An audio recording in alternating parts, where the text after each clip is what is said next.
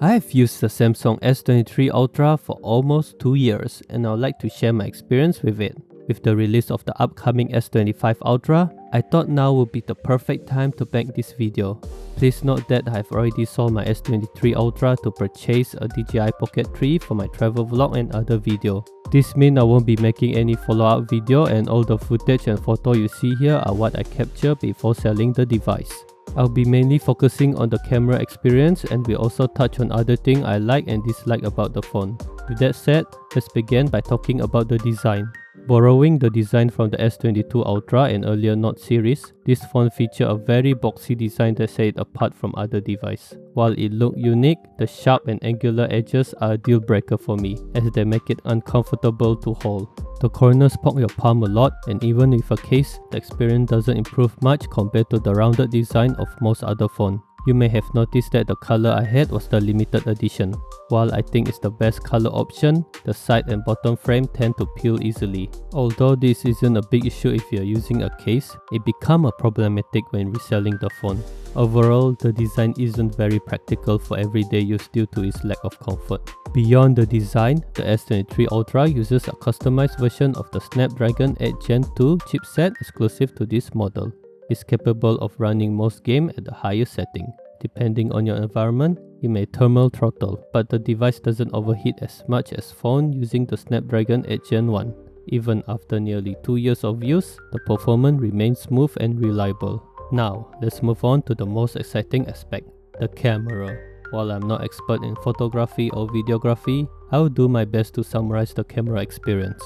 The front-facing camera handle highlights well, producing great detail and accurate color. Even when zoomed out to achieve a wider angle, the quality remains excellent. For indoor shot, it maintains well-balanced color and sharp detail. When using the portrait mode, the edge detection is precise, and the background blur makes subjects stand out beautifully. I also recorded a few videos with the front camera to showcase its performance. So this is shooting using the front lens. What do you guys think of the stability? I think it's quite good, maybe. It has its optical stabilization. It comes to the front lens. And how about the sound? I think the sound is no difference from the rear lens. It still sounds the same. It is wind sound filtration. And how about the quality? The image quality is quite good and comes with the dynamic range. It's way better compared to other Chinese phone, let's say.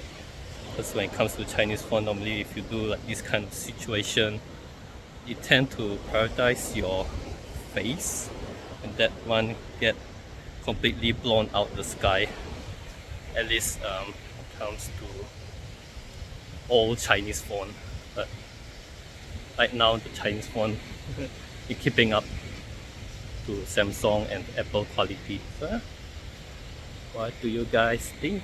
Comes to the front lens. Although the front-facing camera is average in video mode, it is still better than most flagship phones. If you enjoy selfie or vlogging, you'll likely be satisfied. However, it's not ideal for nighttime use with minimal lighting.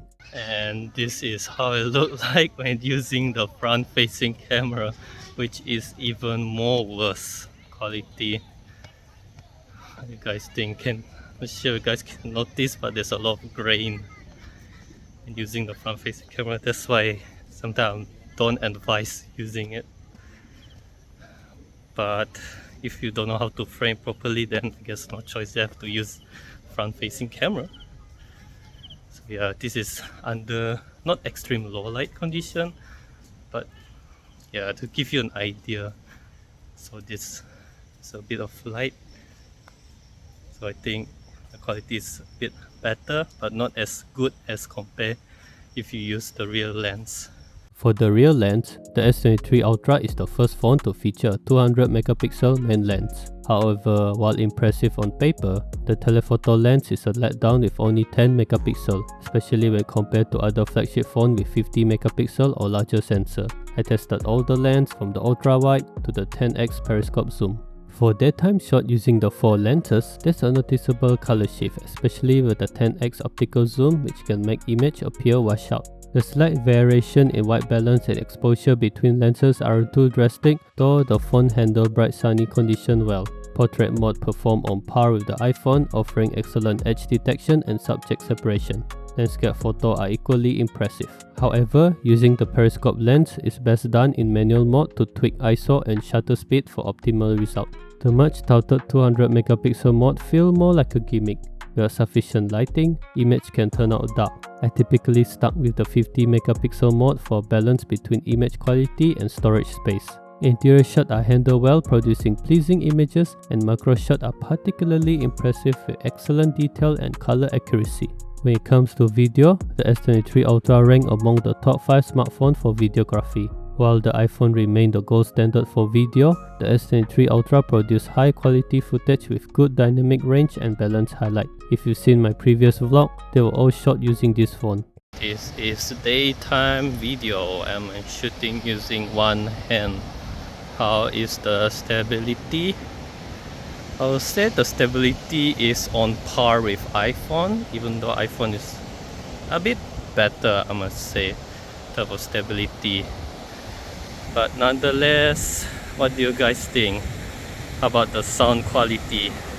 Because this place is a bit windy, not too windy, but yeah, there's a bit of wind, I can feel it. So how well does this phone can filter wind noise? The slow motion video is decent but slightly over sharpened. A nice feature is that regular slow motion mode include audio, unlike super slow-mo. There's also a director mode for vlogger, but I didn't use it as I find it too distracting for viewer. So I'm recording using the director view right now, and this is how it looks. So in director view, you can use 3 focal length: the ultra wide, the wide angle, and the telephoto. And you also can change your view. Just have to press this, and here is, yeah, so it switched the lens, the view of it, if that is your preference, which I don't like. I prefer like this. But yeah, but the problem with this one is that I think it capped at 1080p. It's not in 4K. I'm not sure. Maybe the S23 Ultra is shooting using 4K, but even then the quality is, I would say it's okay if you shoot during daytime, but don't try this during nighttime. It's terrible, especially the front lens, or that side, the one that I'm pointing. So yeah, I never use it, but it's a neat feature, I guess, for those who want to do vlogging maybe. The S23 Ultra includes a portrait video mode similar to the iPhone cinematic mode, but I'm not a fan of the artificial background blur. It is best to stick with the regular video mode for a more natural look. Personally, I find the S23 Ultra to be a solid phone, thanks to its excellent operating system. However, while I admire the camera quality, it falls short compared to other Chinese phones released in the same year that feature a larger sensor. It doesn't particularly excel in either photography or videography, but perform well enough overall. I describe this phone camera as a jack of all trades. That said, I still believe the S23 Ultra is a better choice than the S24 Ultra, which has significant issue. The S24 Ultra camera performance offers barely any improvement, and the phone itself feels far less reliable. And that wraps up my 2-year experience with the S23 Ultra. If you'd like to see more sample photos taken with this device, feel free to check out my Instagram and follow me for more travel photo and video. If you made it to the end of the video, I appreciate it if you can leave a like and comment. My channel mainly focuses on travel and sometimes random video like this one. If you enjoy my content, consider subscribing. It motivates me to create more video. Thank you for watching, and I hope to see you in my upcoming video.